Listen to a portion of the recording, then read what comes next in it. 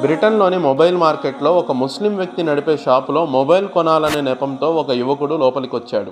లోపలికి రాగానే కొత్త మోడల్స్ చూపించమని అడిగాడు. యజమాని మొబైల్స్ చూపిస్తుండగా రెండో మూడో ఫోన్లు చేతిలో పట్టుకొని పారిపోదామని అతని ఆలోచన. తన షాప్కు వచ్చిన ఆ యువకుడి దొంగబుద్ధిని పసిగట్టని యజమాని మొబైల్స్ చూపించడం మొదలుపెట్టాడు. ఫోన్లు చూస్తూ చూస్తూ 2 ఫోన్లు చేతిలో పట్టుకున్నాడు ఆ యువకుడు. వెంటనే పరుగందుకొని గేటు వైపుగా వెళ్ళాడు. కానీ ఆ డోర్ తెరుచుకోలేదు. అవి ఆధునికమైన ఆటోమేటెడ్ లాకింగ్ గేట్లు. వాటిని తెరవడానికి మూయడానికి రిమోట్ కంట్రోల్ వాడవచ్చు. షాపు యజమాని దగ్గర ఉన్న రిమోట్ కంట్రోల్తో అతను ఆ గేటును లాక్ చేశాడు. దీంతో పారిపోవడానికి ప్రయత్నించిన దొంగ విస్తుపోయాడు. ఇక ఏం చేయాలో ఏమీ అర్థం కాలేదు. ఇక తప్పించుకోవడానికి అవకాశం లేదని భావించిన దొంగ మెల్లగా తిరిగి యజమాని దగ్గరకు వచ్చి ఆ ఫోన్లను అతనికి అప్పజెప్పేశాడు. తరువాత దొంగ పరిస్థితి ఏమిటంటే పారిపోవడానికి మార్గం లేకపోయినా గేటు దగ్గరకు వెళ్ళి నుంచున్నాడు. ఇక అతని పని అయిపోయింది అనుకున్నాడు. దొంగతో ఏ విధంగా వ్యవహరిస్తారో ఆ విధంగా యజమాని నాతో కఠినంగా వ్యవహరిస్తాడని, నన్ను అందరూ కలిసి చితకబాదుతారని, పోలీసులకు కూడా అప్పచెప్తారని, ఇక జైలు కూడా నా గతి అనుకున్నాడు.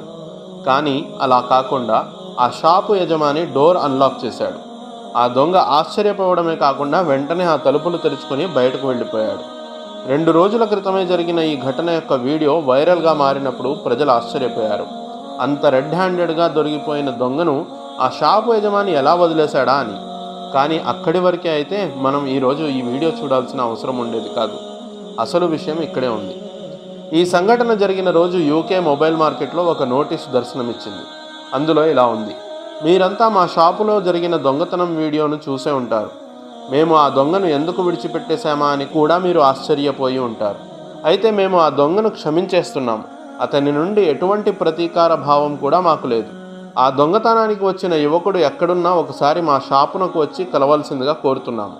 నీవు గనక ఆకలితో బాధపడుతూ ఈ దొంగతనం చేసుంటే మేము నీ ఆకలి తీర్చడానికి సిద్ధంగా ఉన్నాము అని.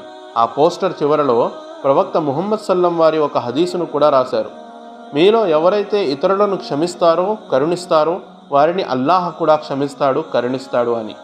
సో చూసారా, ఇస్లాం చూపే విశాల హృదయతను ఆ షాపు యజమాని ఎలా చాటాడో. ఇక్కడ కూడా మనం జరుగుతున్నటువంటి దొంగతనాలకు, నేరాలకు, భావోద్వేగాలకు గురవుతుంటాము. వారికి కఠిన శిక్ష పడాలని కాంక్షిస్తుంటాం.